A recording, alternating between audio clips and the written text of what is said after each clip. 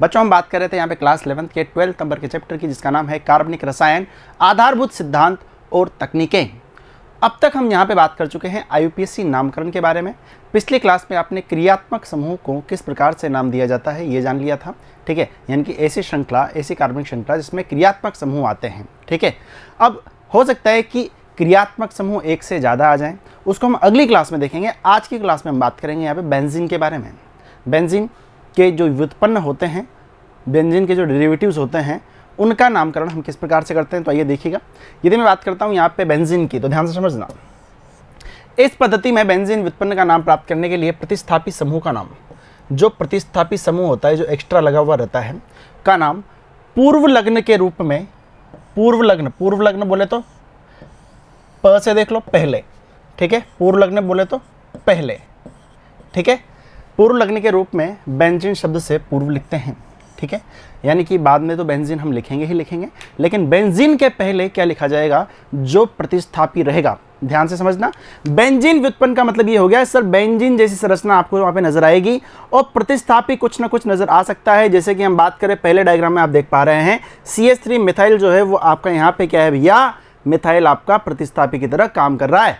अच्छा जी, दूसरे की हम बात करते हैं, यहाँ पे ऑक्सीजन और यहाँ पे वापस से मीथेन आई है, ठीक है, तो ये क्या हो जाएगा यहाँ पे मेथऑक्सी, ठीक है।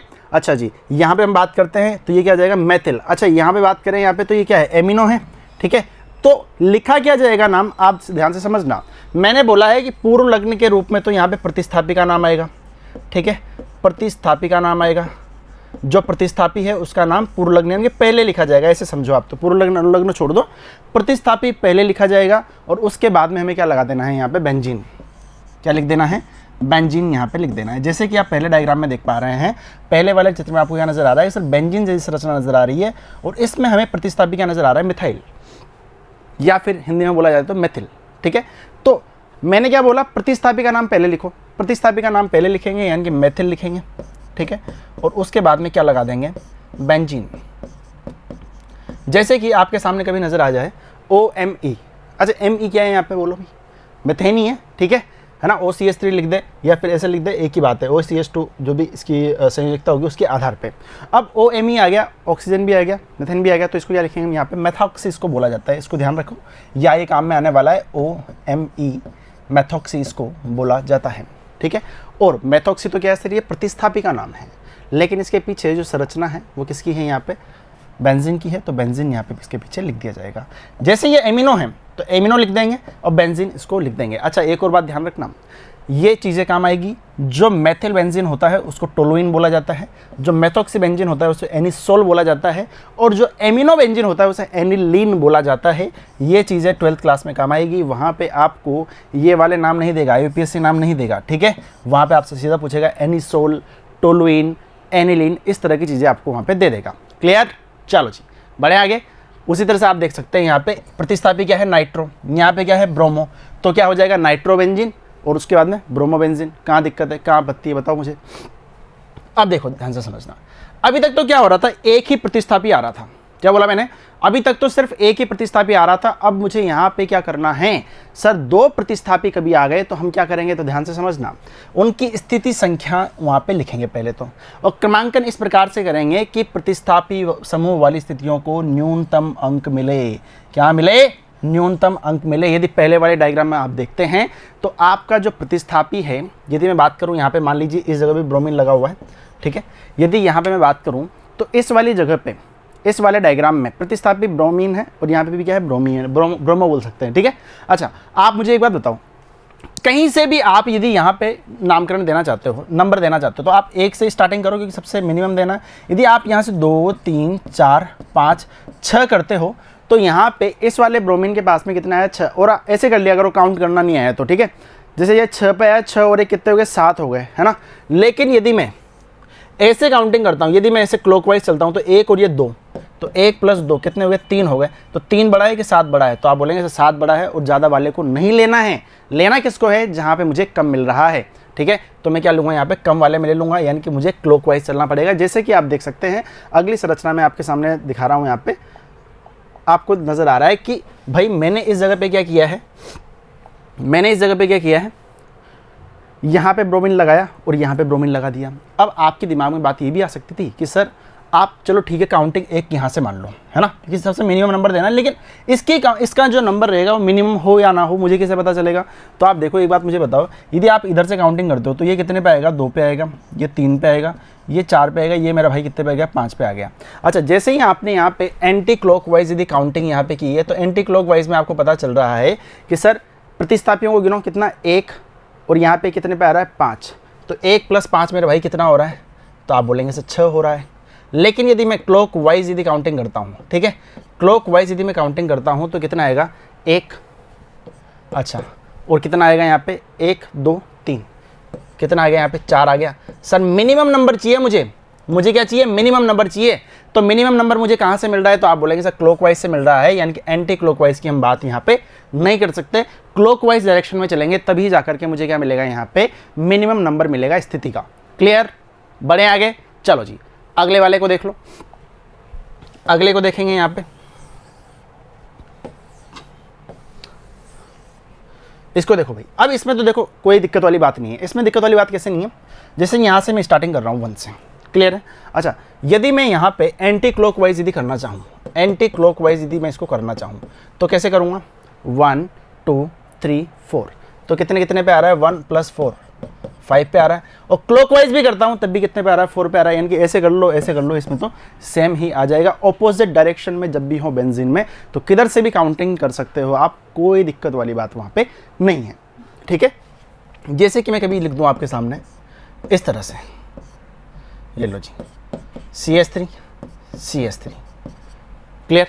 तो आप यहाँ पे देख सकते हैं कि सर ऑपोजिट डायरेक्शन में है, तो इधर से कर लो, क्योंकि बीच में कितने गैप आ रहे हैं, सेम ही गैप है, ठीक है। तो किधर से भी काउंटिंग कर सकते हो, कोई यहाँ पे दिक्कत वाली बात आपके सामने नहीं रहेगी, किधर से भी कर लो, कोई इशू नहीं है, ठीक है। बढ़े आगे, चलो जी। अब अगला देखो, केस नंबर 3 है, ध्यान रखना, ये केस नंबर 3 है, ये केस नंबर 2 था, और ये सबसे पहला केस था जहाँ पे हमने नॉर्मल चीज़ें देखी थी, ठीक है। तीसरा केस देखेंगे अभी।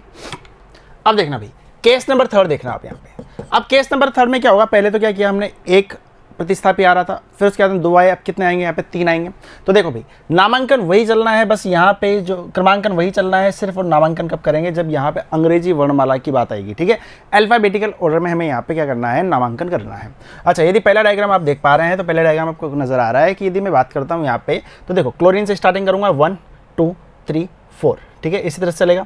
अच्छा, यदि मैं ऐसे कर लेता हूँ उल्टा, तो ये क्या होगा, यहाँ पे ज़्यादा पे आ जाएगा, ठीक है, नंबरिंग वहाँ पे थोड़ी सी क्या हो जाएगी, ज़्यादा हो जाएगी, स्थिति की जो संख्या रहेगी वो थोड़ी सी ज़्यादा हो जाएगी, ठीक है।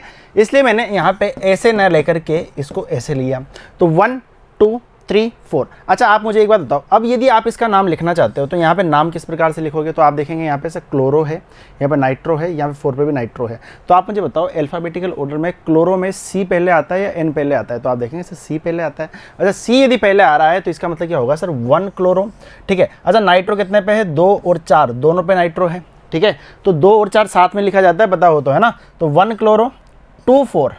अच्छा, नाइट्रो कितने हैं, 2 है कि 3 है, तो आप बोलेंगे सर 2 ही है, तो डाई लगाते हैं और नाइट्रो, फिर उसके बाद में बेंजीन यहाँ पे लगा देंगे। क्लियर है इतनी बात, कोई दिक्कत नहीं है, आगे बढ़ें, चलो जी। अब इसमें यदि देखा जाए तो काउंटिंग यहाँ से करनी पड़ेगी, मिनिमम नंबर हमें चाहिए, तो 1 2 3 4, क्लियर। अच्छा, एक बात मुझे देखो यहाँ पे, यदि मैं देखता हूँ यहाँ पे, तो देखो भाई, ये यहाँ पे क्या है, ये मिथेन है, मिथाइल है, और यहाँ पे क्या है, Cl, यहाँ पे कितना है, यहाँ पे NO2 है, ठीक है। आप मुझे एक बात बताओ, यहाँ पे नाइट्रो है, यहाँ पे क्लोरो है, यहाँ पे मिथाइल है, तो आप सबसे पहले एक बात देखेंगे कि सर सबसे पहले अल्फाबेटिकल ऑर्डर में क्या आता है, क्लोरो, ठीक है। तो आप देखेंगे सर C क्लोरो, तो 2 पे क्या आएगा, क्लोरो आएगा। अच्छा, उसके बाद में 1 पे मिथाइल आएगा, उसके बाद में 4 पे क्या आ जाएगा, नाइट्रो आ जाएगा, और पीछे क्या लगा देंगे हम, यहाँ पे बेंजीन लगा देंगे। कोई दिक्कत किसी को नहीं है, सिंपल है ना। और आपके बुक के ये एग्जाम्पल है ये, ठीक है, और आपके बुक के पीछे के क्वेश्चन भी ये हो सकते हैं, क्लियर। चलो जी, अब इसमें यदि मैं देखूँ यहाँ पे काउंटिंग कैसे करूँगा, यहाँ पे आप देखो, अब इसके जो दोनों के नाम हैं वो आप मुझे लिख करके बताओगे कमेंट बॉक्स में।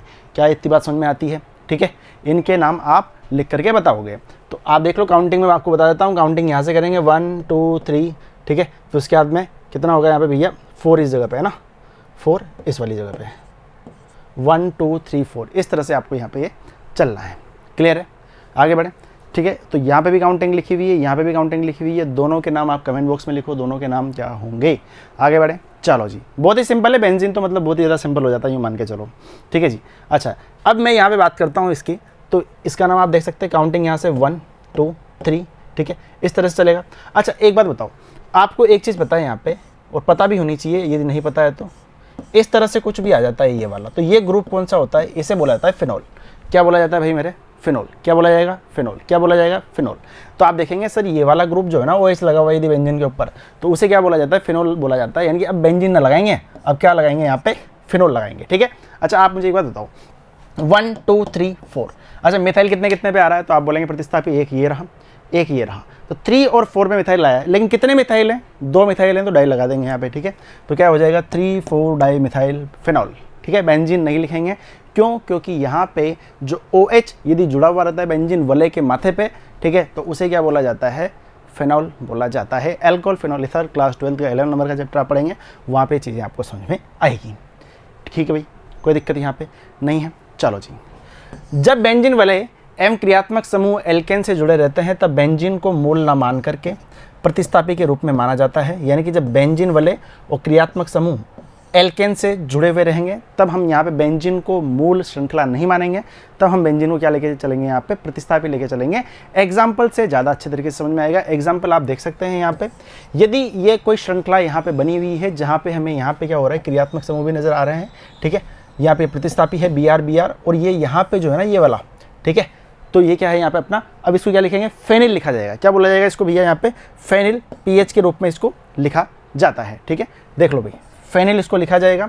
अब इसको मुख्य श्रृंखला ना मान करके इसको क्या लेंगे हम, यहाँ पे प्रतिस्थापी के तौर पे इसको लेंगे।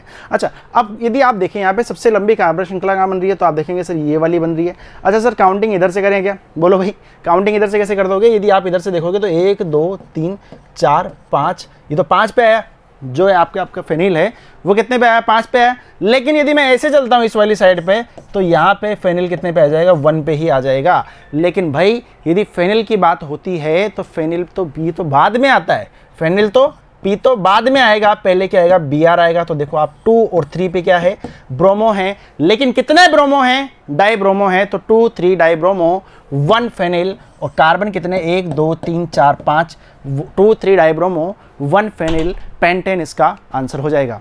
क्या है, इतना फंडा क्लियर है, ठीक है। तो ये क्या था भाई मेरे, बेंजीन वलय का जो नामकरण होता है, बेंजीन डेरिवेटिव होते हैं उनका नामकरण आप किस प्रकार से करते हैं। तो अब हम मिलेंगे अगली क्लास में, जुड़े रहिएगा, धन्यवाद।